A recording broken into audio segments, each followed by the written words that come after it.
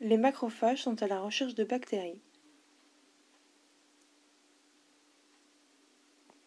Lorsqu'un macrophage détecte une bactérie, il l'entoure en étendant sa membrane cellulaire grâce à son cytosquelette. Une poche se forme et se referme autour de la bactérie avant de se résorber pour former une vésicule appelée phagosome.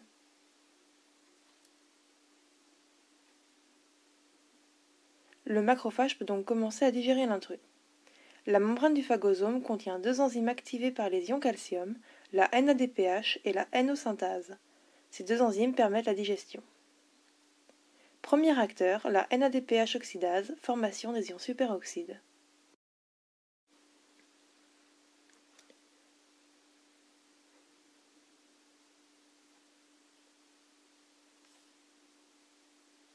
Entrée des ions Ca2+ dans la cellule par un canal ionique afin de compenser les charges négatives des ions phosphate.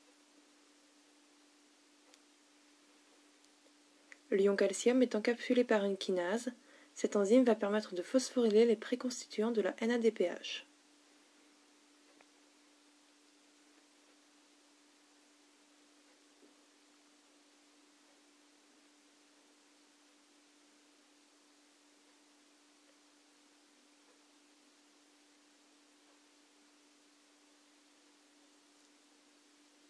Assemblage supramoléculaire du complexe enzymatique NADPH oxydase à partir de ses préconstituants par des ions phosphate sur le modèle de l'étape précédente.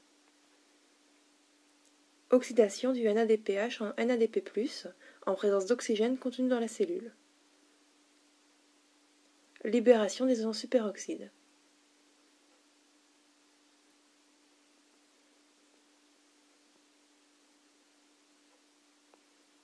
Second acteur, la NO-synthase. Les NO-synthases produisent du monoxyde d'azote NO- par une cascade de réactions d'oxydoréduction sous l'effet des ions Ca2+.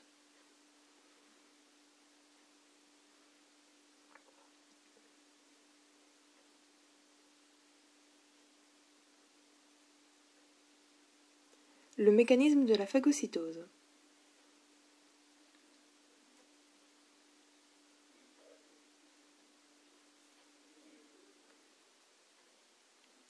La membrane du phagosome contient à la fois les enzymes NADPH et NO-synthase. Celles-ci sont activées simultanément par les ions Ca2+, afin de déclencher la digestion de la bactérie. Les deux radicaux formés dans la vésicule réagissent rapidement pour former les ions peroxynitriques selon l'équation suivante. O2- plus NO- donne ONO-. Par une cascade de réactions chimiques, les ions peroxynitriques donnent des radicaux hydroxyle HO- et des ions NO-.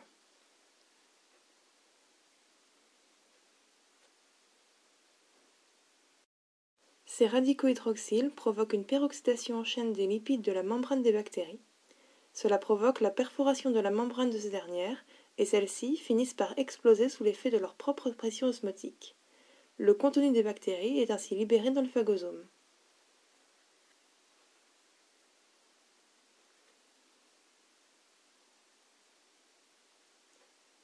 Les ions NO- dégradent alors les protéines et ADN libérés par les bactéries.